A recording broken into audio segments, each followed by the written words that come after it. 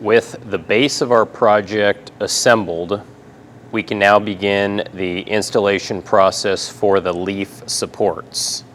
If I take one of my leaf supports and set it upside down on that lower lateral connector, I can see that it almost extends the entire height to the top of my project.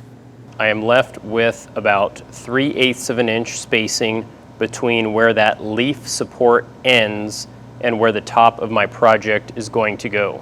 If we split the difference, this will allow clearance for that leaf support to pivot without hitting anything. If I take a look at my leaf support schematic, I can see that we drilled our dowel pivot location hole to a depth of 3/4 of an inch.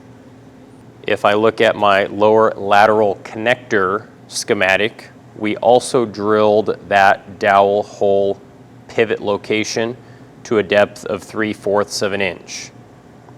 If I add my 3/4 of an inch measurement for my lower lateral connector to my 3/4 of an inch measurement to my leaf support, as well as adding half the distance of my clearance from my leaf support to the top of my project, I get a measurement of about 1 11/16 of an inch. I'm going to be using 11/32 dowel, which is just under our 3/8 of an inch drill hole measurement.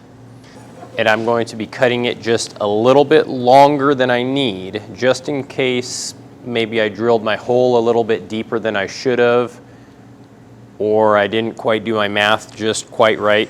So I'm going to cut this to 2 inches, and we're going to test it out. We can then install that dowel and our leaf support. If I measure my clearance, I have 3/8 of an inch clearance.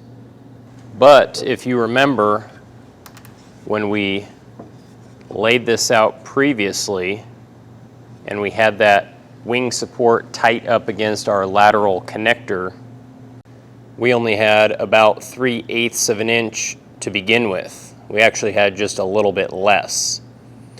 I need to make sure that I am very precise when I calculate this out. I'm going to switch over to my 1/16 side of the ruler, and I can see that I have 5/16 of an inch.